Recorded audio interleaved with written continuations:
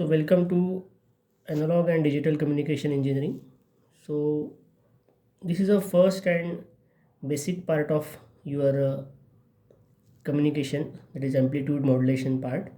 So always remember that modulated signal modulated signal is obtained by giving a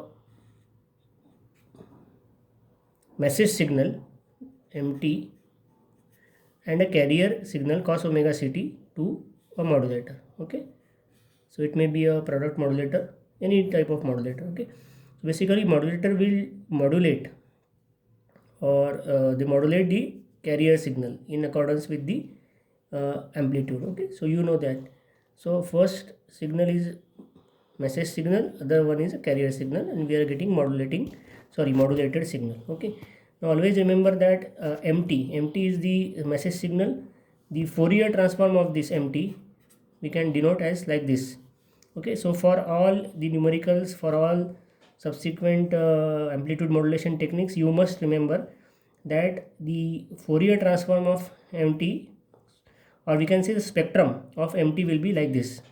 Okay, so this is the spectrum we can draw.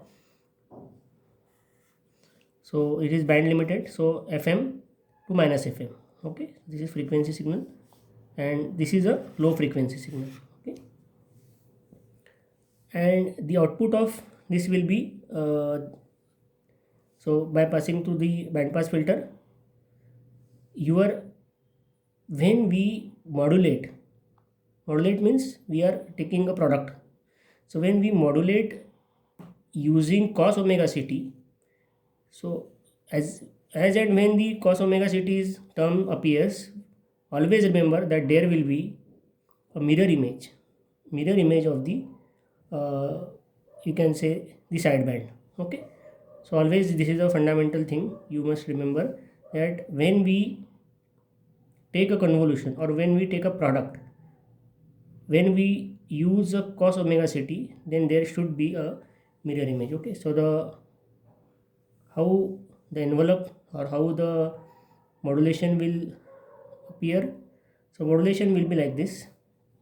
The again frequency spectrum fm part, so this is also asked in examination, draw the spectrum. So always first draw this mt, so we can draw here like this message signal mt, then its frequency spectrum is this, then we will have a carrier signal like this. Okay, and then we have envelope, so envelope part will be appearing like this. So what is the fundamental, that this mt will be shifted to uh, shifted to a center frequency. Now the center will be shifted means this 0 will be shifted to fc, that is carrier, means carrier is dominating here, so carrier will shift, or this mt will shift to carrier. So 0 plus fc, fm plus fc, and minus fm plus fc, so exactly this will be shifted to right side.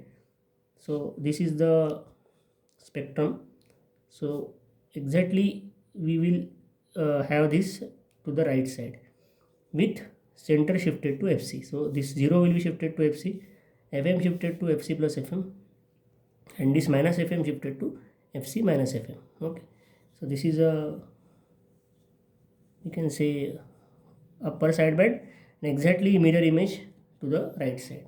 Okay, and as this is a band, okay, this is a band, therefore we require a band pass filter.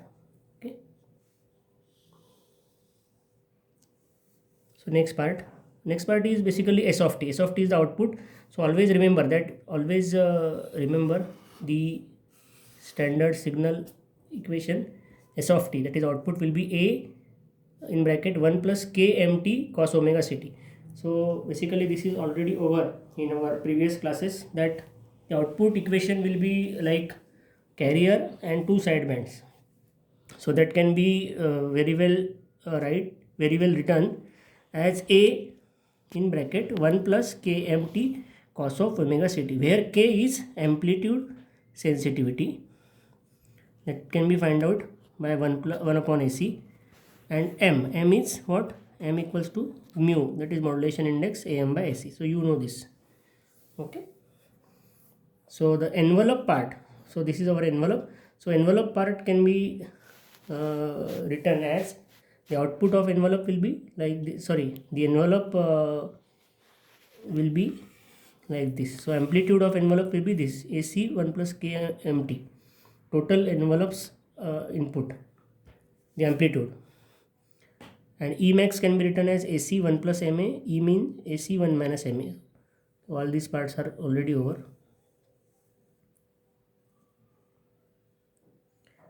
So AC equals to Emax plus E mean by 2, M equals to Emax minus E mean, Emax plus E mean. Okay, what is Emax and E mean? You know that maximum amplitude of the envelope. E mean is minimum amplitude in the envelope. Okay, so that is also known. So this is one, we can say, the method to calculate modulation index. Now this total envelope, okay, so this is, we can say, the envelope, this is envelope. So ultimately this envelope will have one shape. Okay, so scientists, they have suggested that this envelope can be visualized as a trapezoid. Okay, so this is a trapezoid. So total envelope can be drawn as a trapezoid with these two terms as L2 and L1.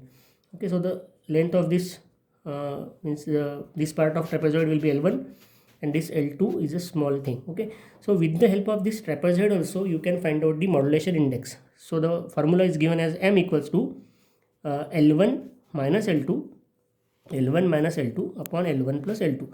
Okay, so if L1 and L2, if they are given in trapezoid form, then we can find out the modulation index. So this is one another method to calculate the modulation index. Okay, now in frequency domain, how amplitudes are written, how amplitudes are plotted. Okay, so that can be also, we will see. Yes, so in frequency domain the amplitudes can be like this. So this is 0 and this 0 shifted to fc. So these are the fc part. So fc plus fm, fc minus fm, similar to that, minus fc minus fm minus fc plus fm. Okay, so this will be minus fc plus fm minus fc minus fm. Okay, now the total bandwidth will be, what is bandwidth? 2 fm. Okay, so always take a bandwidth from positive part. Okay, so don't take negative, that will be also 2 fm, but how it is, fc plus fm minus fc minus fm. So minus fc cancel, 2 fm will be the bandwidth. So bandwidth will be 2 fm.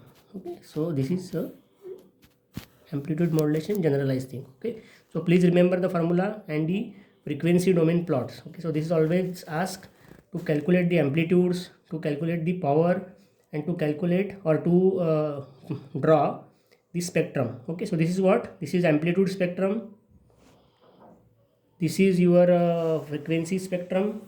Okay, this is your frequency spectrum. Okay, and power spectrum, that is already over.